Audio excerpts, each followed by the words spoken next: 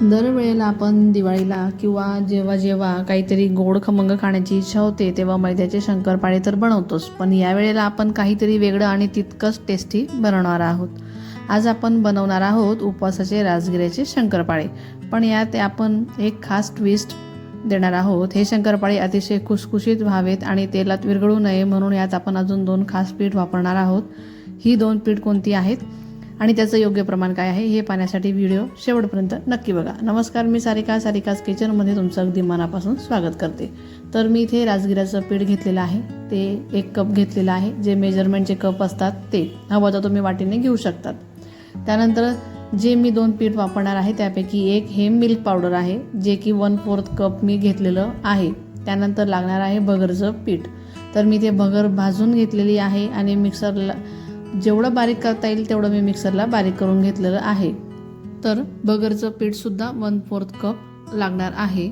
पुन्हा एकदा सगळं प्रमाण सांगते। मेजरमेंटचे कप आहेत घेतलेले मी इथे 1 कप राजगिऱ्याचं पीठ, 1/4 कप मिल्क पावडर, 1/4 कप भगरचं पीठ, त्यानंतर अर्धा कप बारीक केलेली पिठी साखर, जी बारीक केलेली साखर असते ती, तर ती झाली अर्धा कप। तर आता हे मिक्स करायचं आहे, व्यवस्थित मिक्स करून घ्यायचं आणि यात आपल्याला चिमूटभर मीठ टाकायचं आहे। तर बघा, अगदी योग्य आणि अचूक प्रमाण आहे। ह्या प्रमाणातच तुम्ही बनवा, अगदी परफेक्ट असे तयार होतील। तर आता मीठही टाकून झालेलं आहे, तर मीठ टाकल्यानंतर पुन्हा व्यवस्थित मिक्स करून घ्यायचं आहे। तर बघा, आता मी हाताने व्यवस्थित मिक्स करून घेते। साखर मिक्सरला फिरवलेला असल्यामुळे साखरचे गोळे आहेत, तर ते व्यवस्थित मोडून घेते। तर आता हे मिक्स करून झालंय। तुपाचं प्रमाण बघूयात, तर मी ते 1/3 कप तूप घेतलेलं आहे।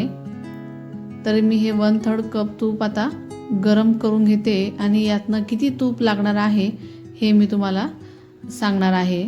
तर आता मी बघा पूर्ण तूप टाकून घेतलेलं आहे। तर याला छान कळकळीत गरम करणार आहे, जसं आपण मैद्याचे शंकरपाळे बनवतो त्याला गरम करतो त्याच पद्धतीने करून घ्यायचं आहे। तर इथे आपल्याला यातनं फक्त अर्ध तूप वापरायचं आहे, तर मी ते 1/4 कप तूप वापरणार आहे। चमचे तुम्ही बघू शकतात मी किती चमचे टाकते, तेवढे चमचे जरी तुम्ही टाकलं तरी चालेल। तुमच्याकडे जर मेजरमेंटचे कप जर नसतील तर इथे मी किती चमचे टाकले तितके चमचे तुम्ही टाकून घ्यायचे आहे। तर 1/3 कपच्या निम्म मी इथे तूप टाकून घेतलेलं आहे। तर गरम असल्यामुळे चमच्याने अगोदर मिक्स करून घेते, त्यानंतर मी त्याला हा 1/3 कप आहे एवढं तूप लागलेलं आहे। ज्यांच्याकडे हे कप नसतील त्यांनी वाटीने करून घ्यायचं आहे। जर 1 वाटी तुम्ही राजगिऱ्याचं पीठ घेणार तर त्याचा 1/4 भाग तुम्ही भगरचं पीठ घ्या, त्याचा 1/4 भाग तुम्ही मिल्क पावडर घ्या, त्यानंतर तीच अर्धी वाटी तुम्ही साखर घ्या। अशा पद्धतीने वाटीचंही प्रमाण मी तुम्हाला सांगितलेलं आहे। आणि तुपाचे चमचे तर एवढेच टाका जेवढे मी इथे टाकलेले आहे। तर हे रूम टेम्परेचरवरचं दूध आहे, गरम नाही, कोमट नाही, काहीच नाही। तर अगदी थोडं दूध टाकून आपल्याला हे पीठ छान भिजवून घ्यायचं आहे। अगदी लागता टाका, कारण दूध फार कमी लागतं। जर तुम्हाला दुधात नसतील भिजवायचं तर तुम्ही पाण्याने भिजलं तरी चालणार आहे। तर मी या ठिकाणी आता दुधाने भिजवून घेते। तर पुन्हा मी थोडंसं टाकून घेते। बरं, मी बनवलेल्या व्हिडिओज तुम्हाला कशा वाटतात ते कमेंट करून प्लीज नक्की सांगत चला। त्याचबरोबर व्हिडिओला लाईक करा, शेअर करा। पेजवर जर नवीन असाल, चॅनलवर जर नवीन असाल तर चॅनलला देखील नक्की सबस्क्राईब करा। चला, तर आता पीठ छान भिजून होतोय। तर इथं थोडं आहे ना पीठ पातळ वाटतंय, पातळ म्हणजे थोडं मऊ वाटतंय, सैल पीठ वाटतंय, म्हणून मी यात राजगिऱ्याचं पीठ टाकून घेणार आहे। जर तुमचंही अशाच पद्धतीने जर पीठ तयार झालं तर त्यात तुम्ही राजगिऱ्याचं पीठ टाकून पुन्हा व्यवस्थित घट्ट टाईट असं पीठ भिजवून घ्यायचं आहे। नरम भिजू नका, तर असं टाईटच आपल्याला पीठ भिजायचं आहे। जसं आपण शंकरपाळ्याचं भिजतो ना, सेम त्याच पद्धतीने भिजवायचं आहे। बरं, तुम्ही रेसिपी कुठून बघताय हेही मला कमेंट करून नक्की सांगा आणि त्याचबरोबर व्हिडिओला हाईप देखील नक्की करा, म्हणजे जास्तीत जास्त लोकांपर्यंत ही रेसिपी पोहोचेल। तर बघा, आता पीठ भिजून झालेलं आहे, त्याचे मी छान 2 गोळे करून घेतलेले आहेत आणि आता मी ते पोळपाटवर लाटून घेते। तर बघा, त्याला काही 10 मिनटं 15 मिनटं ठेवण्याची अजिबात गरज नाही। तुम्ही लगेच शंकरपाळे केली तरी चालतील आणि जर तुम्हाला ठेवायचं असेल तर तुम्ही ठेवू पण शकतात। तरी अशा भेगा पडतात तरी त्याला पडू द्यायचं, तरीसुद्धा ते छान तयार होतात। छान कुसकुशीत असे हे शंकरपाळे तयार होतात, छान बिस्किटासारखे तयार होतात, तोंडात टाकताच विरघळतील हे असे तयार होतात। तर बघा, अशा पद्धतीने लाटायचं। उचलताना देखील फाटत नाही, कारण आपण त्यात भगरचं पीठही टाकलं आहे, त्याचबरोबर मिल्क पावडर देखील टाकलेलं आहे। मिल्क पावडरमुळे छान ते बिस्किटासारखे लागतात। तर बघा, मी जाड अजिबात ठेवलेलं नाही आहे। तर ते का ठेवलेलं नाही आहे हे मी तुम्हाला पुढे सांगतेच। तर मी छान बारीक लाटून घेतलं आहे। बारीक म्हणजे अगदी बारीक पण नाही, जास्त जाड पण नाही, मध्यम असे मी लाटून घेतलेले आहे। तर मी ते गोल राऊंडमध्ये कापून घेतलं आहे। हवं तर तुम्ही चौकोनी आकारात कापले तरीसुद्धा चालणार आहे। तर तुम्हाला ज्या आकारात कापायचे त्या आकारात तुम्ही शंकरपाळे कापून घेऊ शकतात। तर मी थोड्या मोठ्या साईजमध्येच इथे कापून घेतलेले आहे। तुम्हाला जर वाटत असेल की लहान साईजमध्ये कापायचे तर लहान साईजमध्ये तुम्ही कापून घ्या।